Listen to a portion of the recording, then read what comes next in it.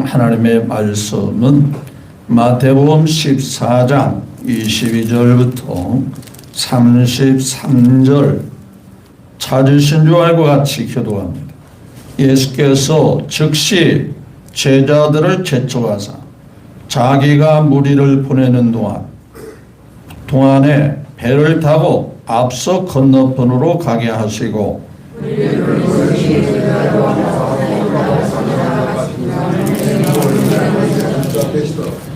배가 이미 육지에서 수리나 떠나서 바람이 거슬림으로 물결로 말미암아 고난을 당하더라.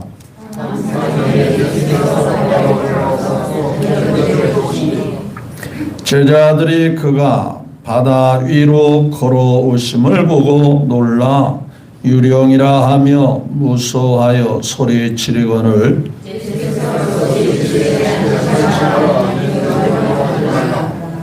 베드로가 대답하여 이르되 주여 만일 주시거든 나를 명하사 무리로 오라 하소서 하니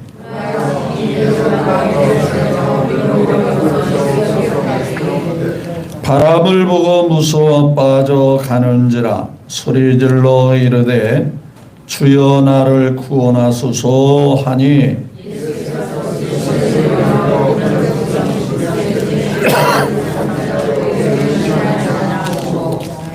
배에 함께 오름에 바람이 그치는지라.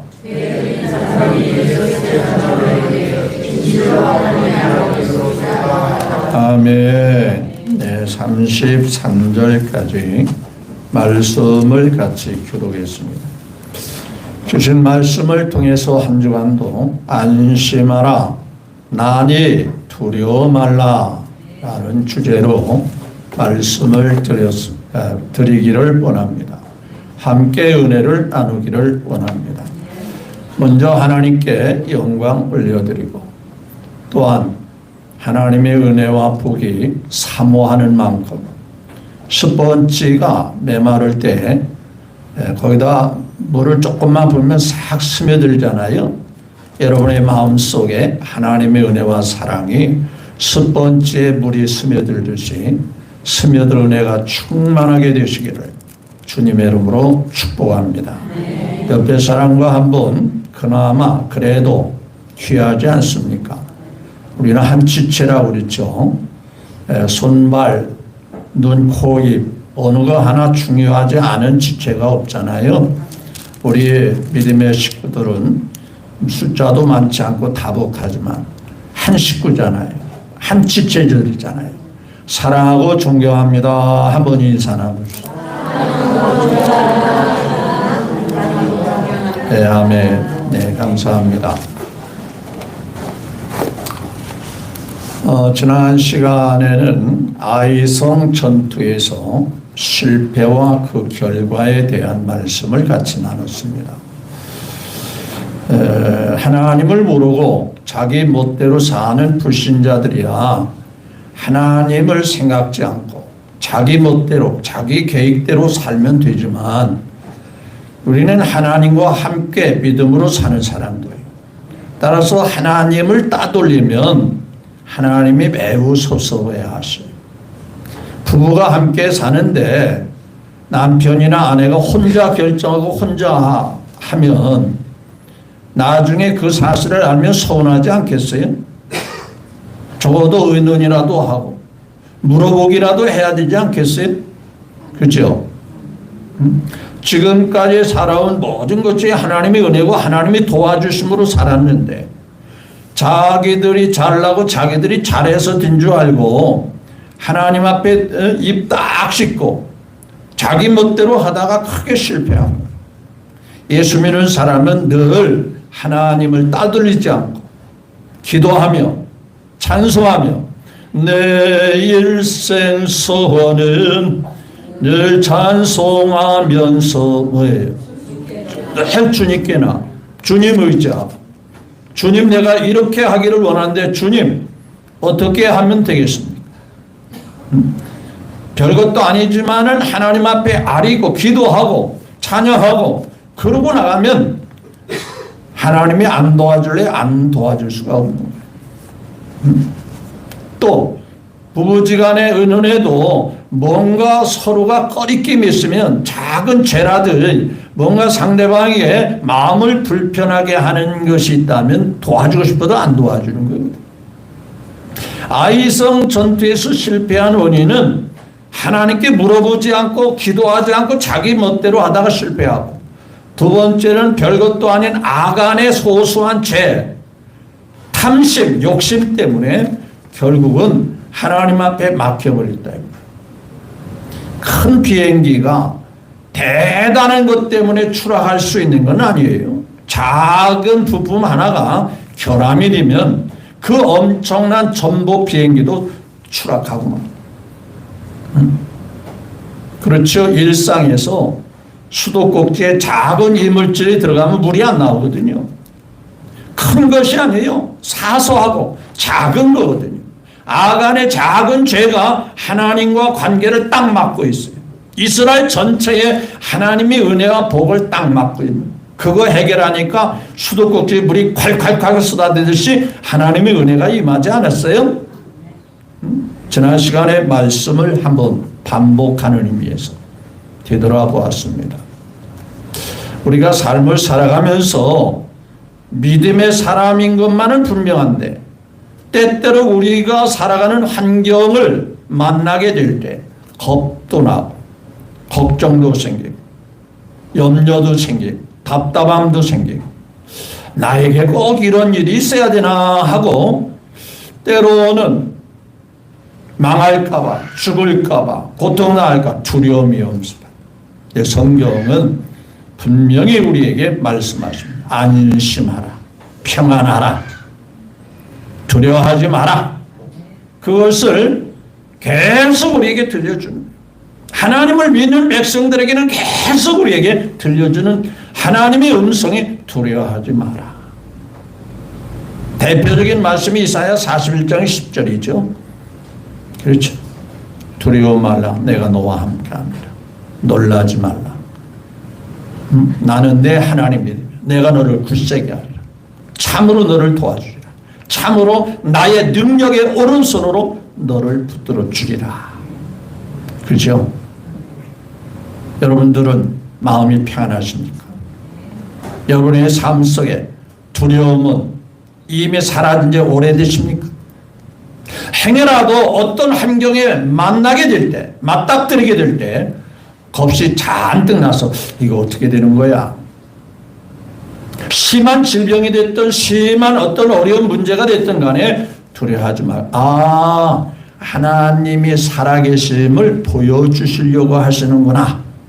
그렇게 믿고 믿음을 풀어나가면 올무가 얽히고 설킨 그 실타래가 하나만 딱 잘 풀리면 술술술술술 잘 풀리듯이 여러분의 삶이 이렇게 풀려지시기를 주님의 이름으로 축복합니다. 믿음이 없는 사람은 늘 별것도 아닌 거 가지고 두려워하고 걱정하고 낙심하고 실망하고 또 불평하고 원망하고 그러잖아요. 그래서 인도 외화에 보면은 쥐가 고양이한테 늘 시달려 보니까 쥐가 고양이만 나타나면 막 가슴을 졸이면서 막 벌벌벌 떨고 있었어.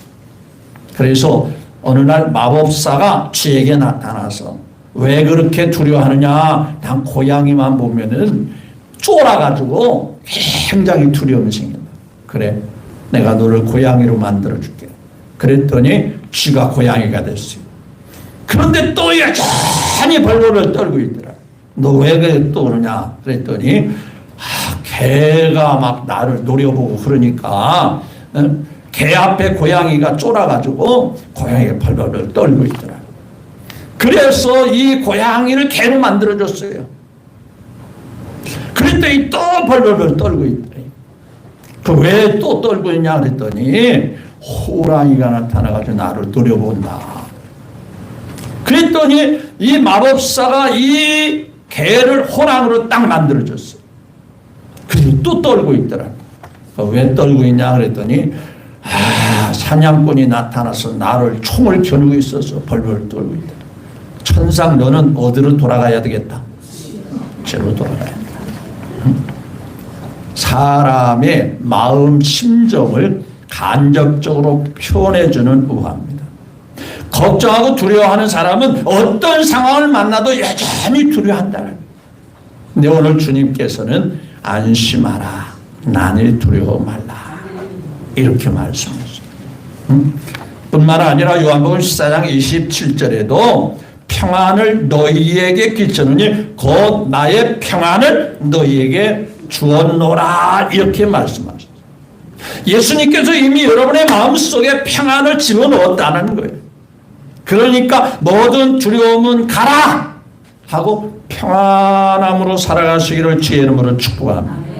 하나님이 우리 아버지인데, 하나님이 나의 아버지신데 내가 왜 걱정하냐? 그렇죠? 최고의 금수저로 태어난 자가 저와 여러분 아니에요? 전능하신 하나님을 아버지로 섬기는 게 세상에 어디 있냐 말이에요. 그러니까 이거에 대하여 믿음이 있느냐 없느냐의 차이예요. 또 데살로니가 후서 3장 16절에도 평강의 주께서 친히 때마다 일마다 너희에게 평강 주시기를 원하노라.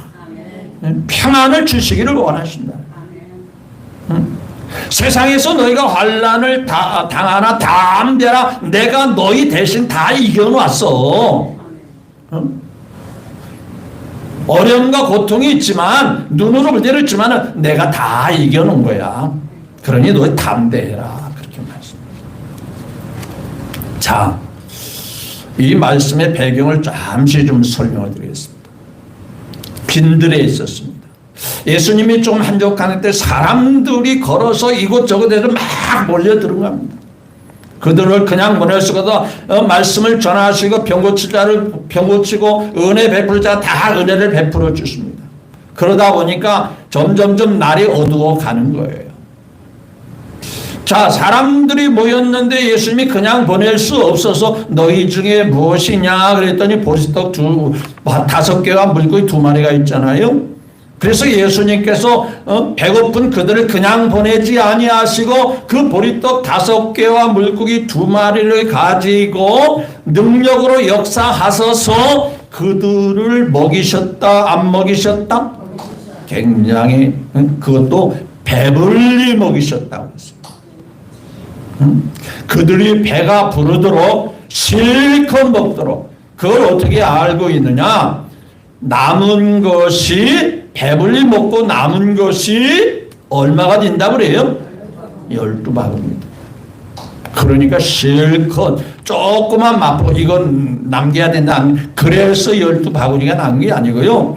그것도 부스러기라고 하니까 실컷 먹고 남은 그것이 12바구니가 됩니다. 자, 그랬더니 요한복음 6장에 같은 말씀에 보니까 사람들이 깜짝 놀라면서 예수님을 어떻게 하기를 원하는가? 계속 예수님을 붙잡아 두고 그분을 왕으로 추대해야 되겠다. 왜 그럴까요? 이유가 뭘까요? 이분만 계시면 먹을 거, 모든 거 걱정할 필요가 있다, 없다? 없다. 그래서 이 예수님을 왕으로 추대하려고 하는 거예요. 근데 그때 제자들도 굉장히 자부심이 있었을까 없었을까? 이 누구 때문에 덩달아서 위치가 막 올라가요. 예수님 때문에. 야, 사람들이 예수님만 주목하는 게 아니라 저분 밑에 제자들은 저분을 따라들 얼마나 복이 있냐. 그 제자들도 굉장히 자부심이 있고요. 마음이 뿌듯한 거예요. 그래서 막 사람들이 이제 예수님을 왕으로 모시면 제자들도 덩달아 한 자리 하게 되고 덩달아 높아지지 않겠어요? 잔뜩 기대를 갖고 있는 거예요.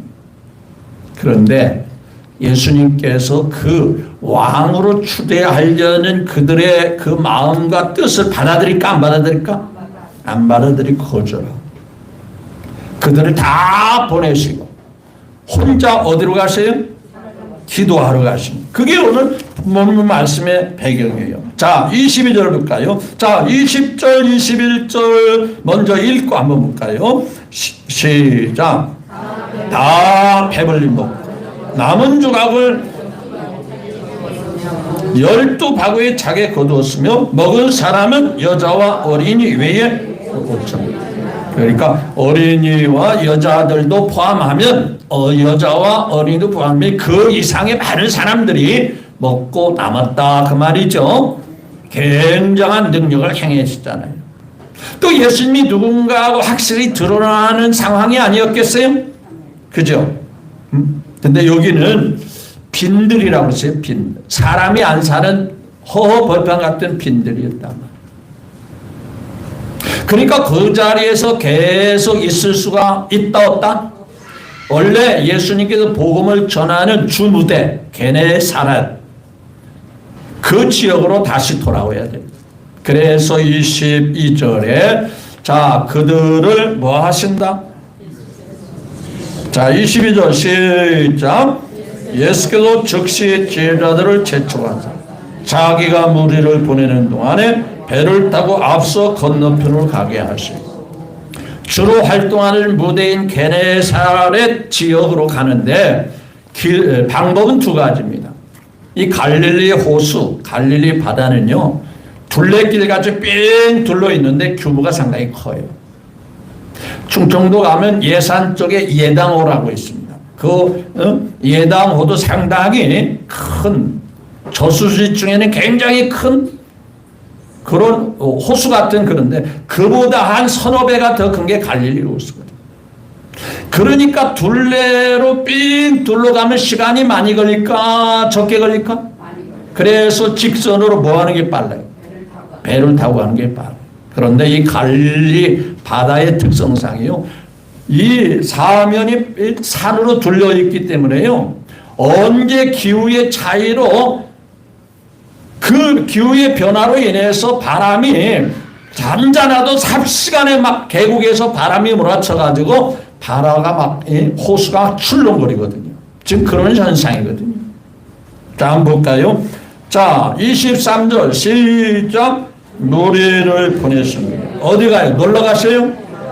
기도하러 산으로 올라가시니 저물매 거기에 뭐예요? 혼자 가세요. 사람들이 다 떠났어요. 저물었으니까. 근데 예수님은 홀로 남아서 뭐 했다? 네, 기도하러 가셨다. 언제까지 기도한지 1시간, 한 30분 기도했을까요? 자, 보십시오. 25절에 자, 25절 시작. 밤보에 사경에 예수께서 바다 위로 자, 혼자 남아가지고 잠자시다가 주무시고 난 다음에 오셨을까? 기도하고 있습니다. 사경이면요, 이스라엘 나라의 밤을 네 부분으로 나눕니다. 자, 저녁 6시부터 12시까지를 두 구간으로 나눠서 1경, 2경. 그러니까 6시부터 9시까지를 초경, 1경이라고 합니다. 그리고 저녁 9시부터 12시까지를 2경이라고 합니다. 또 12시 자정, 12시부터 새벽 3시까지를 3경이라고 합니다. 그리고 새벽 3시부터 6시까지를 4경이라고 합니다. 그러니까 예수님께서 그저 잠깐 기도하고 일어나신 게 아니고 밤이 맞도록 기도하고 있어요. 그것도 더 기도하실 텐데 누가 어려움이 있는 것을 보시고 그냥 놔둘 수가 없었죠. 자, 보십시오. 24절 시작. 배가 이미 육지에서 수리나 떠나서 바람의 거스름으로 물결로 말미암아 뭘 당하더라?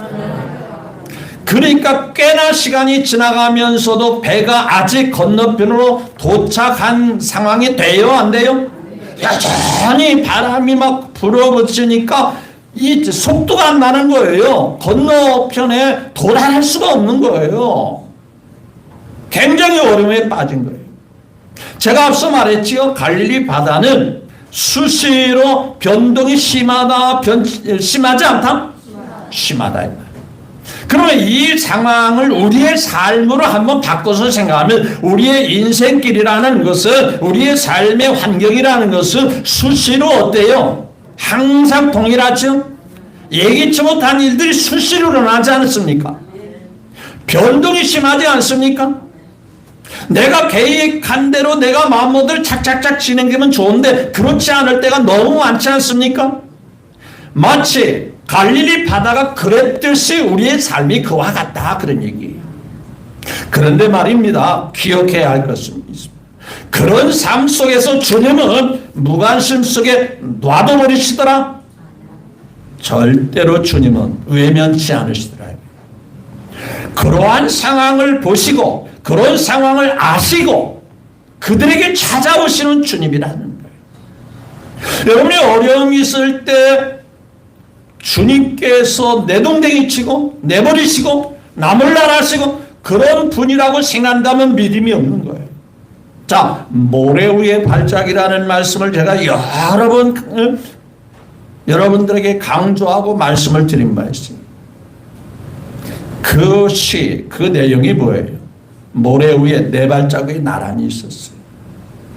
편한 바닷바람, 모래 위에 예수님의 두 발과 그리고 동행자의 예수님이 사랑하는 자의 두 발자국이 나란히 네 발자국이 걸어가는 모래 위에 발자국이 있습니다. 갑자기 폭풍이 몰아칩니다. 바람이 세차게 몰아칩니다. 파도가 일어납니다. 뒤를 봤더니 발자국, 네 발자국이 뭐가 됐어요? 두 발자국이 됐어요. 그래서 예수님이 사랑하는 자가 슬픈 마음으로 답답한 마음으로 주님 앞에 하소연한 평안할 때, 평온할 때, 바닷바람이 불지 않을 때, 폭풍우가 몰아치지 않을 때는 주님이 함께 하시더니 내가 어려움에 처할 때 문제가 생겼을 때 주님이 떠나셨군요. 과연 떠나셨을까? 아니었죠. 맞죠? 그렇죠? 그때 주님이 뭐라고 말씀하셨어요? 네가 본 그 두 발자국은 네 발자국이 아니라 뭐라 했어요? 내 발자국이냐. 나는 어디 있는데 내가 너를 얻고 가는 중이다. 내가 너를 감싸고 가는 중이다. 그게 우리 주님의 음성인 것을 믿으시면 하면 여러분들이 힘들고 어려울 때 주님은 여러분을 보듬어 주시고 품어 주시고 마치 암탉이 평안이를 그 따뜻한 날개 품에 품어 주시듯 하나님이 그렇게 해야 하시오. 그것을 우리가 믿으셔야 돼요. 제자들의 어려움을 당할 때 주님이 외면하지 않았어요. 그 한밤중에 더 기도, 날이 셀 때까지 기도해야 됨에도 할 수도 있음에도 불구하고 그 제자들에게 밤 사경에 나타나셔서 그들의 문제를 해결하시길 뿐만 아니라 자, 사람들이 예수님을 왕으로 추대할 때 예수님이 거절하고 혼자 가셨다지 제자들의 마음에 굉장히 높아졌다가 자긍심이 굉장히 자부심이 있는 상태에서 그 마음이 어떻게 됐겠어요? 고무풍선 뭐 빠지듯이? 바람 빠지듯이 기대가 팍 죽어요. 아니 도대체 예수님이 우리가 기대하고 대단한 분인데 왜 저걸 안 받아들이지? 그럼 예수님은 그냥 평범한 분 아닌가? 굉장히 실망하고 낙심하는 거예요. 예수님에 대해서 혹 제자들 간에 의심하는 사람들이 있을 수 있어요. 그런데 예수님은 여전히 그들이 의심하나마나 하나님의 아들이시고 전능하시고 능력이 많은 것을 계속 보여주고 나타나셔야 될까 안 될까요? 그래서 주님이 한밤중에 그 사경에 더 기도해야 됨에도 불구하고 그들에게 찾아오시는 주님. 그러면서 하시는 말이 안심하라 나님. 자 26절 볼까요? 제자들이 바다 위로 걸어오심을 보고 유령이라 무서우며 자, 왜 제자들이 못 알아봤어요? 자기들의 생각이 머릿속에 꽉 차 있어서 못 알아봤어요. 자기들의 상식이나 자기들이 갖고 있는 지식과 경험은 사람은 절대로 어디를 걸어올 수 없다. 물리학적으로 사람이 어떻게 물 위를 걸어간다는 것은 생각할 수도 없는 거예요. 그 생각에 가득 찬 사람은 예수님을 알아보지 않고 뭘로 알아보더라? 저 신기하네. 저거 무슨 우리식으로 말하면 저 도깨비 아니야? 저 헛개비 아니야? 뭐가 밤중에 이 밤 사경이면요, 날이 곧 새기도 하지만은 밤이 가장 어떤 때예요? 어둡고 깊을 때예요. 그러기 때문에 두려워할 수밖에 없어요. 그러니까 결국 예수님에 대해서 확신이 없고 예수님이 누구냐에 대한 믿음이 없는 사람은 두려워할 수밖에 없고 무서워할 수밖에 없고. 그 밤중에 바다에 누가 걸어옵니까? 근데 생각을 좀 바꾸면 저 바다를 걸어올 수 있다면 누구시겠다? 그렇게 알아보면 참 좋은데 못 알아보고 오히려 뭐라 했어요? 유령이라 하며 무서워하며 뭐예요? 소리 질렀다. 자기도 모르게 괴성을 지르는 거야. 무섭다 저거 뭐야 하면서 소리 질렀다. 그러니까 주님이 하신 말씀이 뭐라고 그랬어요? 자, 27절 시작.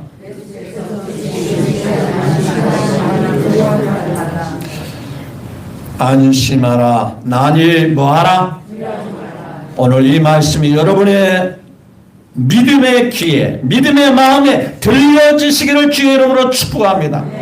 여러분들의 삶에 어떤 환경이 있더라도 예수님이 여러분들에게 지금 말씀하셔요. 안심하라. 걱정하지 마. 내가 누구냐? 뭐 하지 마라? 두려워하지 마라. 두려워 말라. 내가 수없이 말씀했잖아. 그래서 어떤 성경학자가 성경에 두려워하지 마라, 평안하라 이 말씀을 전부 구절을 세보고 세봤더니 365구절에 그 말씀이 들어있다. 여러분 365라는 숫자가 들려질 때 선뜻 여러분 마음속에 여러분 머릿속에 떠올리는 생각이 뭐예요? 1년? 그러면 무슨 얘기예요? 매일매일마다 주님이 들려주는 음성은, 주님이 약속하신 말씀은 뭐 하지 마라? 두려워하지 마라. 두려워하지 마라. 자, 그러니까 베드로가 예수님이라면 나도 할 수 있지 않을까? 예수님이 도와주시면, 예수님이 역사하시면 나도 할 수 있지 않을까? 중요한 말씀. 여러분, 맞습니다. 예수님이 도와주시면 불가능이 가능해지고요. 안 되는 게 되는 줄 믿으시면 아멘. 베드로는요, 갈릴리 바다에서 어려서부터 계속 자라나면서 생계를 이어왔던 어부 출신입니다. 물의 생리를 잘 알까요? 모를까요? 알아요. 근데 어떻게 감히 나보고도 바다 위를, 이 호수 위를 걸으라고 할 수 있겠습니까? 그 생각을 전혀 할 수 없어요. 그런데 주님의 능력이라면, 주님이 도와주시면, 주님이 역사하시면 나도 걸을 수 있습니다. 그래서 나도 걸어볼게 하고 간 게 아니라 주여 뭐라고 그랬어요? 자, 28절 시작. 베드로가 대답하여 이르되 주여 주님으로서 나를 명하사 무리로 오라오게 하소서. 이 말은 뭐예요? 자기가 알아서 바다 위를 뛰어나간 게 아니고 뭐라고 그랬어요? 주님이 원하시면, 주님이 허락하시면, 주님이 도와주시면 뭐 할 수 있다? 기억하십시오. 나는 못하지만 누가 도와주시면 할 수 있는 거예요. 믿음으로 자기의 약속의 말씀으로 받아들이길 주의 이름으로 축복합니다. 주님, 나는 약합니다. 나는 부족합니다. 나는 정말 가진 것도 없고요, 자랑할 만한 것도 아무것도 없어요. 그러나 누가 도와주시면, 하나님이 도와주시면 할 수 있습니다. 이 믿음을 가지시기를 주의 이름으로 축복합니다. 자기에 있는 것, 자기가 주어지는 환경만 바라보지 마시고 누가 도와주시면 할 수 있다. 주님이 도와주시면 할 수 있다. 주여, 주님이 명하시면, 주님이 말씀하시면, 예수님이 말씀하시니 죽은 나사로가 뭐예요?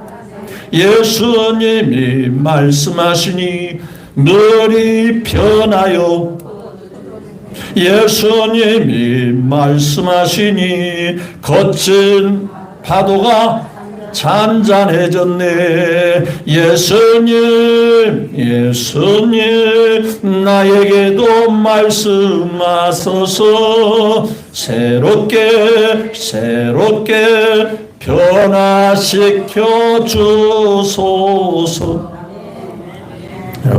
여러분 자신만 바라보지 말고요, 여러분들에게 주어진 환경만 바라보지 마시고요, 주님이 명하시면, 주님이 도와주시면, 주님이 나에게 역사하시면, 주님이 우리의 가정에 도와주시고 역사하신다면 할 수 있습니다. 베드로가요, 아무리 배움이 없다 해도요, 갈릴리 바다 물의 성질을 잘 알고 있는 사람이에요. 그거 한 번도 걸어본 적이 없어요.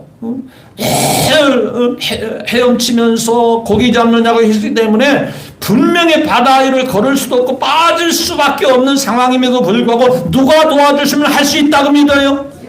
그게 믿음이에요. 믿음. 나는 할 수 없지만, 내 경험상으로는 할 수 없지만 주님이 해주신다면 할 수 있어. 옆에 사람 물어보다 주님이 도와주면 다 됩니다 하면 그거 확실히 믿냐고 한번 물어봐요. 자, 그런데 이 19절 시작. 뭐라 그랬어요? 그냥 뛰어내갔대요? 주님이 답변도 하기 전에 뛰어내려갔대요? 뭐라 그랬어요? 오라 하시니 베드로가 배에서 내려 그 말씀을 믿고 그 말씀을 붙잡고 배에서 내려 물 위로 걸어서 예수께로 가되. 예수님이 말씀하시니까 돼요, 안 돼요? 네. 자기의 생각과 경험은 안 되는 줄 알지만 말씀을 믿고 그대로 뛰어내렸어요. 이거 빠져서 큰일 나는 거 아니야? 응? 여러분, 다 벗고 뛰었겠어요? 있는 옷 입은 상태로 뛰었겠어요? 그게 믿음이거든요. 혹시 몰라, 빠지면은 뭘 쳐서라도 나와야 돼? 그러면 뭘 벗어야 돼? 그래도 옷은 벗어야 할 거 아니에요. 그런데 여기 보니까 옷 벗었다는 얘기가 없는 것 보니까 그대로 말씀 그대로 믿었다는 얘기예요. 맞죠? 야, 제자, 너 보지 마라. 내가 옷 벗고 말이야. 혹시 모르니까 수영이라도 쳐서 내가 나 죽지 않고 살아야 되잖아. 혹시 모르잖아. 그래서 옷 주섬주섬 벗고 난 다음에 그리고 바다 위로 뛰어내리는 게 아니잖아요. 말씀이 떨어지면 즉시로 뛰어내려 버렸어요. 그랬더니 어떻게 돼요? 걸을 수 없는 베드로가 어떻게 됐대요? 자, 물 위를 걸어서 예수께로 갔어요. 대단히 중요합니다. 누구만 바라보고 간 거예요? 환경을 보지 않아. 야, 사람 너 제자들 나 봐라, 나 걷는 거 봐라. 그거 아니었어요. 앞에 계신 누구만 보고 가요? 대단히 중요합니다. 여러분의 시선이, 여러분의 마음의 핵심이 누구에서 시선을 돌리면 안 되죠? 예수님을 바라보는 믿음의 시선에서 다른 곳으로 향하지 마시기를 바랍니다. 언제나 나의 주여 나를 온전케 하신 예수님만 바라보라는 히브리서 12장에 있는 말씀같이 예수님만 변함없이 바라보시기를, 눈으로 보는 게 아니라 마음으로, 생각으로 오로지 예수님만 의지하고 살아라. 잠언서 3장 5절 6절에 너는 범사의 그를 인정하라. 그리하면 내 길을 그가 지도하시리라, 인도하시리라, 붙들어 주시리라 라는 말씀같이 눈으로 보는 게 아니고, 베드로가 바라왔다는 것은 온 인격으로 온 모든 것을 주님만 바라보고 주님만 의지하고 갔다, 그러니 그랬더니 빠지지 않고 힘차게 당당하게 씩씩하게 걸어갈 수 있어요. 그런데 문제가 생겼어요. 사람은 한결같이 바라보면 좋은데 주변의 환경이 그런 시선을 돌리게 만드는 상황도 있다, 없다? 있다. 저는 이 부분에서 강조하고 싶은 거예요. 여러분들은 믿음으로 예수님만 바라보고 지금까지도 살아왔고 앞으로도 살아가실 분이라고 저는 의심 없이 믿음하지 않습니다. 그런데 살다 보면 어찌 예수님만 바라보고 의지하는 환경만 있는 게 아니고 생각지도 않은 바람이 또 불고 환경이 주어지고 또 문제가 생기고 그렇잖아요. 자, 볼까요? 30절 시작. 뭘 보고 빠졌대요? 바람을 보고 뭐 했대요? 무슨 마음이 들어요? 담대한 마음이 아니고 무슨 마음? 우리 식으로 말하면 마음이 쫄아가지고 걱정과 근심하는 마음이 크 들어왔어요. 그랬더니 그렇게 걸었던 발걸음이 어떻게 됐대요? 물에 빠져들어요. 자, 그때 다시 할 수 있는 길은, 회복할 수 있는 길은 뭐예요? 자기 혼자 벗어나려고 해결하려고 몸부림쳐야 되겠죠? 주여! 따라서 합시다. 주여! 나를 구원하소서. 나를 도와주소서. 다시 회복하는 것도 주님을 의지하는, 주님을 다시 찾는 거예요. 주님을 더욱더 다시 회복할 수 있는 길이 주님을 의지하는, 주여 나를 도와주십시오. 그런데 보십시오. 자, 31절에 예수께서 즉시로 손을 내밀어 그를 붙잡으시며 이러시되 뭐라 했어요? 믿음이 전혀 없다고 하지 않고 뭐라 했어요? 여러분들도 믿음이 있어요. 그런데 그 믿음이 뭐 할 수도 있다? 클 수도 있고 작을 수도 있고, 어떤 사람의 믿음은 엄청나게 태산같이 큰 믿음 가질 수도 있고, 어떤 사람은 종쟁이같이 작은 믿음으로, 그것도 믿음은 믿음이죠. 근데 예수님께서 믿음이 적은 자야, 넌 믿음이 하나도 없는 사람이구나 라고 하지 않았어요. 근데 믿음이 적다라고 주님께서 깨우쳐 주십니다. 믿음이 적어서 그런 거야. 왜 순간순간 환경을 보고 사느냐? 끝까지 우리는 주바라기로 살아야 돼. 주님만을 의지하고 사셔야 돼. 나를 온전케 하고 나를 바르게 하고 나를 능력 있게 하신 분은 주님밖에 없거든요. 해바라기가, 그래서 해바라기가 아니에요. 그래서 늘 제가 말씀드렸죠. 주바라기로 살자. 믿음으로 어떤 환경에도 주님만 바라보고 살자. 그것이 다윗의 신앙이었어요. 다윗 왕의 신앙은 항상 주만 바라보고 살자. 그래서 시편에 그가 고백한 내용들을 보면 얼마나 주님을 사모하고 얼마나 주님을 의지하고 얼마나 주님을 가까이 하기를 원했던 그 심정을 구구절절히 기록하고 있는 거예요. 이 자리에 계신 우리 평안교회 식구 여러분, 주만 바라보고 계시죠? 주님만 의지하고 사시죠? 인간은 이제나 때로는 환경에 매여 있을 수도 있고, 또한 주어진 환경에 낙심될 수 있지만 이내 주여 나를 도와주십시오. 주여 나를 건져주십시오. 주여 나를 회복시켜 주십시오. 주만 바라보고 삽니다.